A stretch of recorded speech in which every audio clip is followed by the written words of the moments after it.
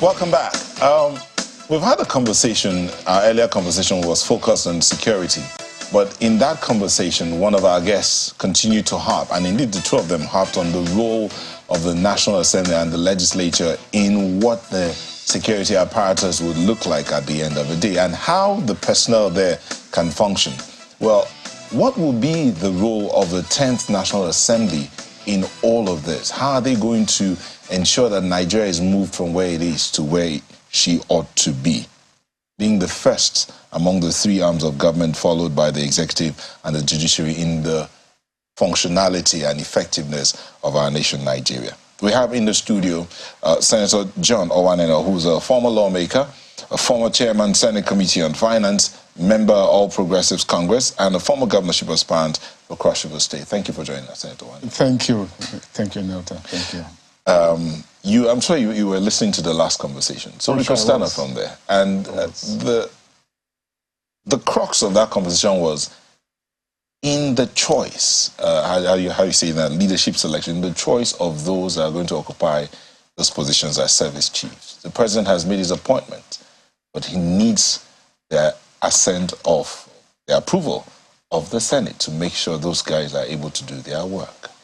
How do you think the legislators or the members of the National Assembly are going about that process? Do you think they've started the screening process, or are they going to wait for that day when they all show up there to do the interviews?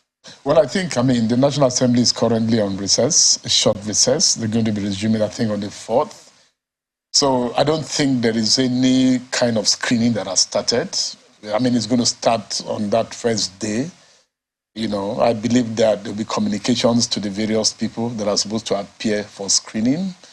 And it's one of two things, but most especially because the National Assembly is just starting, there aren't standing committees yet. So I guess that the screening is going to be, in the full glare of, a plenary, in both chambers.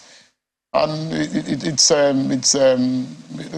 for the National Assembly, if you look at the role of the National Assembly in terms of oversight, in terms of lawmaking, in terms of, so each of these persons is going to be screened. Unfortunately, every 4 years, the National Assembly gets more and more enriched with the kinds of people that are elected, people who've made it in their own different professions. You have retired police people, retired Army, retired Navy, retired Air Force. Because for me, it's not just about, it's the fact that, at screening, questions are going to be asked. The competence of the people that have been appointed by Mr. President is going to be put to test. So you can't ask what you don't know. There must be some knowledge. So that is going to be put to test. I expect the National Assembly to be at its best in terms of the kinds of questions they're going to ask, especially given our particular circumstances as a country in terms of various security challenges that we are confronted with. And I think that beyond just even the screening, after they are cleared, hopefully, there's going to be a continuous engagement with these service chiefs, with the various security people. At that point, it's going to be in the different committees once in a while. The National Assembly has different committees on police, on Navy, on Army, on all of that. My expectation, too, is that the various leaderships of both the House and the Senate, in terms of the constitution of their committees, are going to be guided by the kinds of people that are appointed into these committees. One of the things that Group Captain Shehu mentioned is the fact that sometimes the lawmakers put pressure on the service chiefs to carry out one or two projects in their various communities, which is not in line with what they are there to do, so to speak. So you find out that the service chiefs who are coming to defend their budget for the various committees have to compromise it to ensure that their budgets are approved. He feels that that is a problem, and that is a snag in the functionality of the service chiefs and the use of their budget. Well, in all fairness, I'm not... I really don't think that is the situation. Okay. Did you encounter such a thing when you were there? Okay, I didn't. But, I haven't said so. Okay, let's give an example. Let's say Chairman, Senate Committee on Army is sitting over the budget session on the Army. What really would that chairman or would the committee be asking the Army to do in his or her constituency. I mean, okay. Now, while in the Senate, yes, I represented Cross River Central, and there is a military formation, in Edo, the Recce Battalion. Yeah. If I make a request, for example, that is not part of the budget that has come before me or whatever, I don't think that would be a request that would be out of place, right? So I think that most of the allegations that we find being made, consistently about members of the National Assembly, a lot of them I don't think are that true. And I don't think that the requests that are made at budget sessions are such that they will compromise on the essential job, of most of this security, chiefs and things like that. I don't think so. Well, let me take you up on the confirmation process. A number of people have expressed concern that, the committees have not yet been set up. Well, the National Assembly was only recently inaugurated, and the presiding officers, maybe not even the presiding officers, just the chairman and, of course, the Speaker of the House and Deputy Speaker, of course, were elected. We don't even know if the other principal officers have now been appointed. Oh, they have. Yes, indeed, they have. But moving on from there, committees are yet to be established and set up, even the statutory committees. How do you see the process? How quickly do you see the process being set in motion? That's on the one hand. It's a double-barreled question. The second is, some people really wonder if the National Assembly does exercise the full length of its powers in the confirmation process. Because they think that oftentimes this is just a ceremonial process. They don't really see any rigor, so to speak, especially when service chiefs are nominated. They think that the process ought to be a little more thorough, given where we currently are with security. Okay, now issues of thoroughness have to do with, well, personal judgments of individuals. Okay, first, I don't think that the fact that committees have not been put in place is going to constitute a setback to what the National Assembly will do in terms of the confirmation process. You don't? I don't think so. I don't think that should be a setback. I think that, the timing is such that it could only be a plus, an advantage. You know why? It's, if you had standing committees and there's a committee on police and the confirmation of the Acting Inspector General of Police is committed to that committee, you have a limited number of people that are in that committee, although there's no rule that says that if you are not, you cannot participate. But let's say that the service chiefs are taken in the full glare, public, at plenary. You have the opportunity of having more people. For example, that, okay, the various oversights, the National Assembly is going to be sensitive to the kinds of narratives that greet its work, going forward. At the level of the executive, I also expect that, things will be done that are going to be exemplary. Like I said, I may not be any more specific than this, but I think that we don't expect business as usual, and government is going to be part of making its own sacrifices. Okay, Senator, let's just hear from our colleagues in Lagos that they have some questions. So, Buki and Yes, thank you, Nyota. Senator, let's talk about the appointments. As rightly observed, it's 1 month since the government was inaugurated, and a number of economic policies have been floated and with attendant consequences. So in terms of the appointments that are waiting to be filled, how can the administration balance competence and, that all-important need for political rewards for those who help them to power, such that square pegs can be put in, fitting holes and not the other way around? Some have said that, they should look into the pool of technocrats, and some have said that there are some politicians who are also technocrats. How do you weigh in on this? Okay, incidentally, we're dealing with, an individual who has been elected president, whose past has more than demonstrated the fact that he's actually an expert in looking for the right quality people, to assist him run government. So it's that balancing act, I believe, is going to be top in Mr. President's, table. And I'm glad you've also considered the fact that even amongst the political class, you also have people that are technocrats. So I don't expect this to be a difficulty. The fact that one is a politician and took part in the campaigns and in the elections doesn't detract the fact, from the fact that that politician may have also been a professional in his own right and his own merit. So I believe that Mr. President is going to look at all of this. I mean, a few days ago, we started reading on paper how, a one-time Minister of State Health, Mohammed Pate, has declined a certain appointment overseas because of the possibility that he's going to be part of government. So I think that is already going on. What is important is that I believe that given our circumstances as a country, given the kinds of achievements this president wants to record, I think that he's going to do a brilliant, mix of, the right number of technocrats and politicians that is going to put together, especially in technocrats, especially in some of those areas. Health, education, some of those key sectors that deliverables are going to be, in strong desire.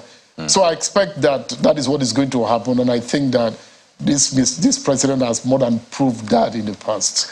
Well, Senator, I didn't quite get clarity or something definitive on what you expect, the kinds of sacrifices you expect government to make.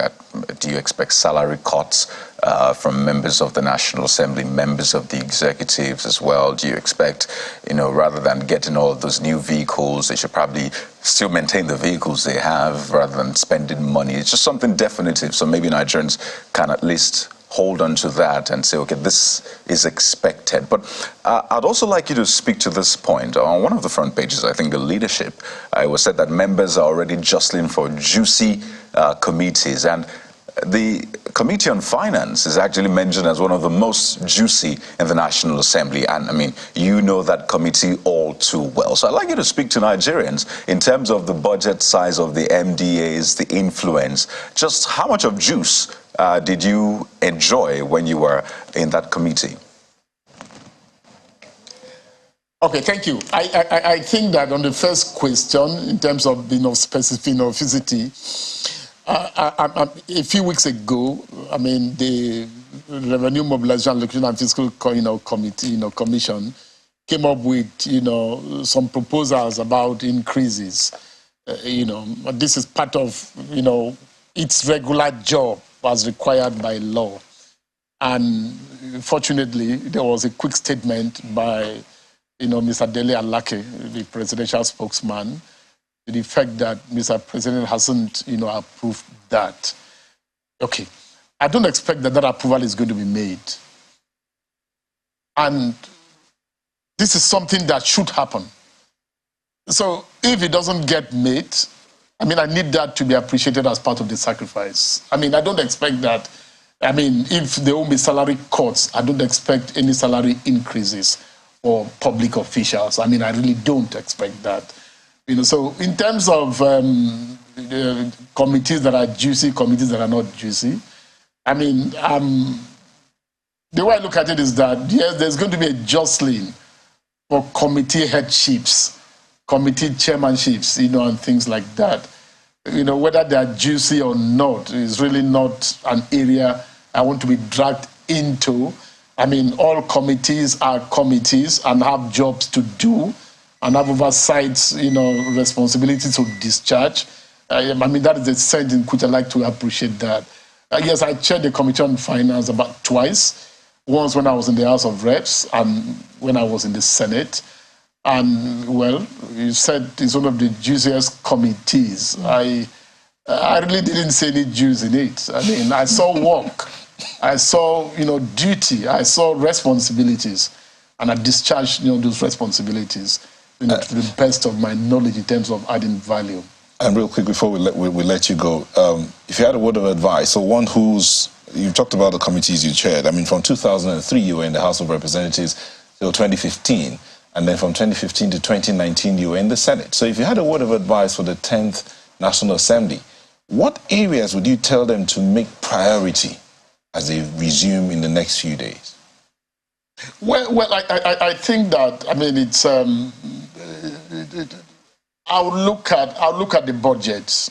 I mean, I look at the budget. The budget is the most, I mean, is the most, critical, piece of legislation that the National Assembly will be required to pass every year. That budget is, almost everything that's going to get done in the course of a fiscal year is going to be done within the platform or the umbrella of that budget. I mean, so I'd like to urge the National Assembly, to look at the budget and the processes of passing the budget and the kind of budget that comes out of the National Assembly as being top in its priority. This one's already been passed, so what should they do about that? I mean, it's the year is already getting to July, so what will be done is going to be dictated by the executive. What will the new executive want of the budget? Are they going to require or need a review of that budget or whatever?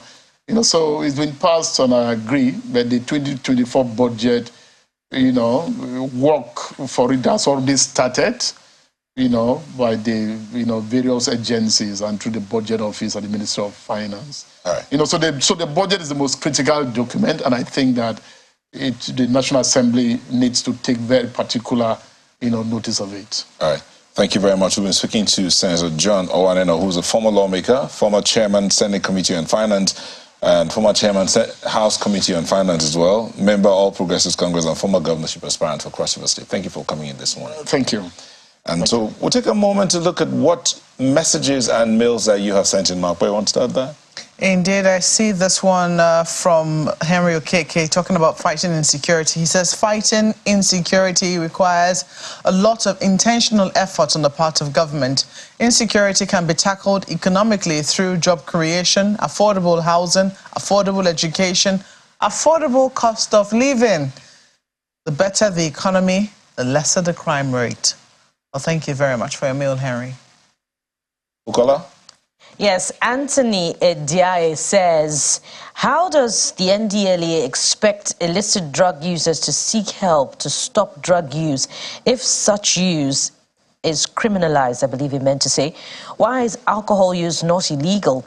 Alcohol is a drug and has more devastating effects than a lot of illicit drugs. I believe Anthony Ndiaye is following up on our conversation from yesterday, and this has thrown up another debate. Oh, yes, absolutely. And this next one actually also focuses on that, clearly a major issue. We had that very interesting conversation on drug abuse yesterday. You can catch up with that on our YouTube page. This one from Abiru Kenneth says, fight against illicit drugs has various fronts, such as going after the dealers, tracking down drug abusers, and most seriously, fishing out corrupt drug law enforcement officers. That's from Abby Rowe Kenneth. Very important points made there. Yeah, very instructive.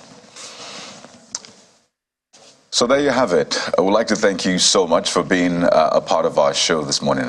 In essence, allowing us to be a part of your morning. It's a holiday, so make the most of it. I'm Kayode Okikele. And even though you don't have a juicy committee, enjoy your glass of juice. It's still the holidays. Thank you for watching. I am Bukola Koka. Well, if you haven't received your fried ram, still be hopeful. There's still Salah yet.